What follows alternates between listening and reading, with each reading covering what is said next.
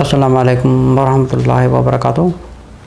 سوال آیا ہے انوار صاحب کا، ریاض سعودی عربیہ۔ یہ پوچھ رہے ہیں وطر پڑھنے کا صحیح طریقہ۔ بسم اللہ الرحمن الرحیم، صلی اللہ علیہ صدری وسلم امر واحلل عقدۃ من لسانی یفقهوا قولی۔ دیکھیں وطر پڑھنے کے دو طریقے ہیں ایکچولی۔ دو طریقہ یہ ہے کہ جو حنفی مذہب ہے یا دوسرے کچھ مذہب ہیں، وہاں پہ پڑھنے کا طریقہ یہ ہے کہ وہاں پہ جب ہم تشہد میں بیٹھتے ہیں تو السلام علیکم ورحمۃ اللہ وبرکاتہ، اس میں پڑھ کر ہم لوگ کھڑے ہو جاتے ہیں اور سورۃ فاتحہ پڑھنے کے بعد، کوئی سورت پڑھنے کے بعد ہم پھر اللہ اکبر کر کے دعائے قنوت پڑھتے ہیں۔ ایک تو یہ طریقہ یہ ہے۔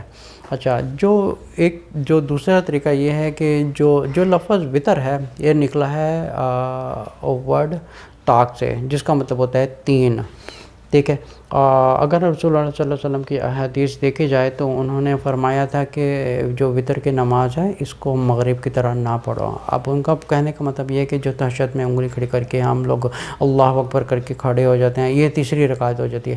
اب اس میں اور مغرب کی نماز میں کچھ فرق نہیں ہے، لیکن جو رسول صلی اللہ علیہ وسلم وطر کی نماز پڑھتے تھے، ان کا پڑھنے کا طریقہ یہ تھا کہ وہ 2 رکعت پڑھتے تھے، اس میں سلام پھیرتے تھے، اور 2 رکعت پڑھنے کے بعد پھر اس کے بعد 1 رکعت الگ سے پڑھتے تھے۔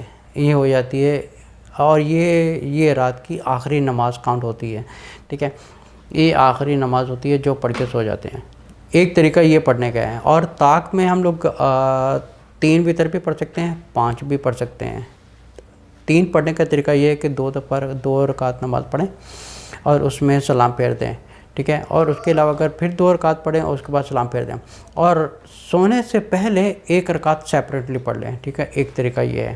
اچھا، دوسرا طریقہ یہ ہے کہ جب ہم 2 رکعت پڑھ لیتے ہیں، تیسری رکعت میں تشہد میں بیٹھنے کی بجائے ہم تیسری رکعت میں بھی سیدھے کھڑے ہو جائیں، یہ ہو جاتی ہے 3، ٹھیک ہے۔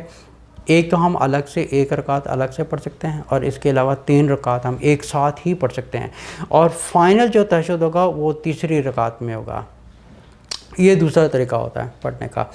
لیکن ایک اور بھی سوال اٹھتا ہے کہ کچھ لوگ یہ کہتے ہیں کہ جو 3 وطر پڑھے جاتے ہیں، کیا یہ عشاء کی نماز پڑھنے کے بعد اور تہجد کی نماز پڑھنے کے بعد کیا 2 دفعہ پڑھ سکتے ہیں، یا عشاء میں نہ پڑھیں اور تہجد میں پڑھ لیں؟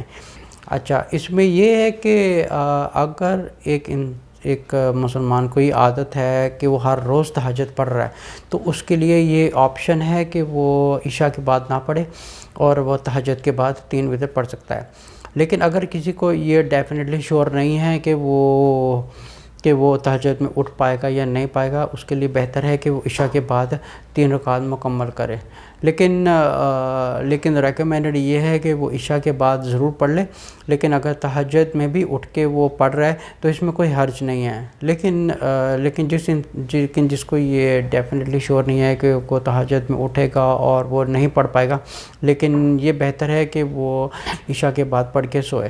لیکن اگر تہجد کے بعد بھی پڑھ رہا ہے تو اٹس ناٹ اے پرابلم، تو پھر بھی وہ پڑھ سکتا ہے۔ لیکن بہرحال سوال یہ تھا کہ 3 وطر پڑھنے کا طریقہ یہ ہے کہ اس کا طریقہ یہ ہے کہ جو حنفی مذہب ہے اور اس میں یہ کرتے ہیں کہ جو تیسری رکعت ہے اس میں پڑھ کے کھڑے ہو جاتے ہیں، اور سورۃ فاتحہ تیسری رکعت میں سورۃ فاتحہ پڑھنے کے بعد کوئی بھی سورت پڑھتے ہیں، اور پھر اس کے بعد اللہ اکبر کر کے پھر دعائے قنوت شروع کرتے ہیں۔ اچھا، دوسرا طریقہ یہ ہے کہ جو حدیث سے ثابت ہے، وہ طریقہ یہ ہے کہ آپ 2 رکعت پڑھ کے سلام پھیر لیں، سلام پھیرنے کے بعد آپ ایک رکعت الگ سے پڑھ سکتے ہیں، یہ ہو جاتی ہے 3، ٹھیک ہے۔